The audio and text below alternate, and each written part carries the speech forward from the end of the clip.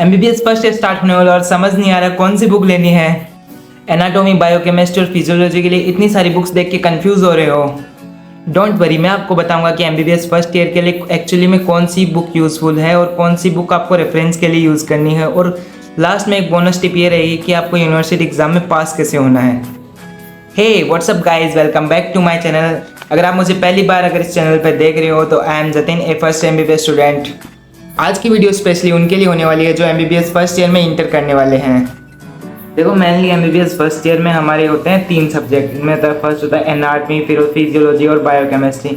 इसके अलावा हम 2 सब्जेक्ट की बात करें जो एनाटमी के अंदर ही आते हैं, जैसे एम्ब्रियोलॉजी और हिस्टोलॉजी। देखो, जनरली अगर हम देखें तो इन तीनों सब्जेक्ट में ही काफ़ी ऑथर्स ने बुक लिख रखी है, पर हम सिर्फ उन्हीं बुक्स के बारे में बात करेंगे जो हमारे एग्जाम के पॉइंट ऑफ व्यू से इंपॉर्टेंट है हमारे लिए। तो हम एनाटमी की बुक्स के बारे में देखेंगे। जो एनाटमी में जो सबसे ज़्यादा पॉपुलर बुक है, जो ज़्यादातर मेडिकल कॉलेज में पढ़ने के लिए बोल जाती है, वो है एक तो BD84 या एक है विश्राम सिंह।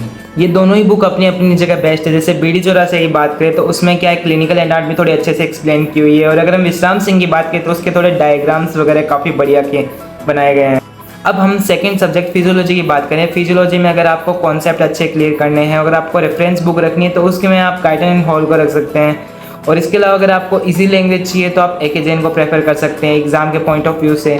अगर हिंदी मीडियम से हैं तो आप सेंगुलिंगम को प्रेफर कर सकते हैं। सेंगुलिंगम की एक खास बात यह है कि उसमें हर एक टॉपिक को अच्छे से नोट्स वाइज अच्छे से एक्सप्लेन किया गया है, पॉइंट वाइज एक्सप्लेन किया गया है, जो आपको पढ़ने में काफ़ी ईजी रहती है। अब हम फर्स्ट ईयर की एक थर्ड सब्जेक्ट की बात करते हैं, बायोकेमिस्ट्री की। जिसमें हम अगर आपको कॉन्सेप्ट अच्छे से क्लियर करने हैं तो आप वासुदेवन को प्रेफर कर सकते हैं। उनसे सारे आपके कॉन्सेप्ट अच्छे से क्लियर हो गए। इसको आप रेफरेंस बुक की तरह भी यूज़ कर सकते हैं। अगर आपको एग्जाम के पॉइंट ऑफ व्यू से, अगर आपको इजी लैंग्वेज चाहिए, अगर आप हिंदी मीडियम से हो तो आप सत्यनारायण को प्रेफर कर सकते हैं, क्योंकि मैंने भी वही पढ़ी है।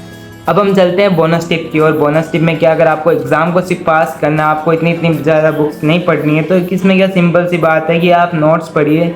कुछ जैसे यूट्यूबर्स हैं जो अपने नोट्स प्रोवाइड करते हैं और जैसे उनके नोट्स काफ़ी इजी होते हैं और उनको पढ़ के आप आराम से एग्ज़ाम को पास कर सकते हैं। अगर हम एनाटमी की बात करें तो एनाटमी में आप जॉरी एमबीबीएस को फॉलो कर सकते हैं। उसने टॉपिक वाइज सारी वीडियो बता रखी है और साथ में हिस्टोलॉजी भी पढ़ा रखी है। उसके अलावा एम्ब्रियोलॉजी भी टॉपिक वाइज पढ़ा रखी है, तो इसको आपको पढ़ने में काफ़ी ईजी रहेगा और शॉर्ट नोट्स होते हैं तो आप आराम से याद हो जाएंगे वो आपको।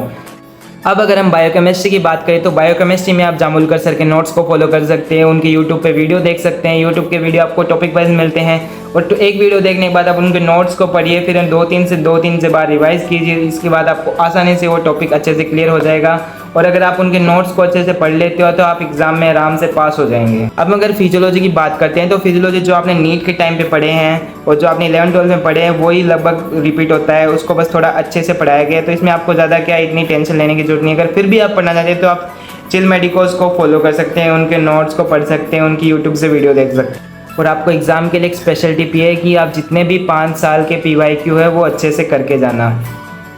ओके गाइज, मिलते हैं फिर किसी और वीडियो में। अगर आपको किसी टॉपिक पे वीडियो चाहिए तो आप मेरे को कमेंट में बता सकते हैं।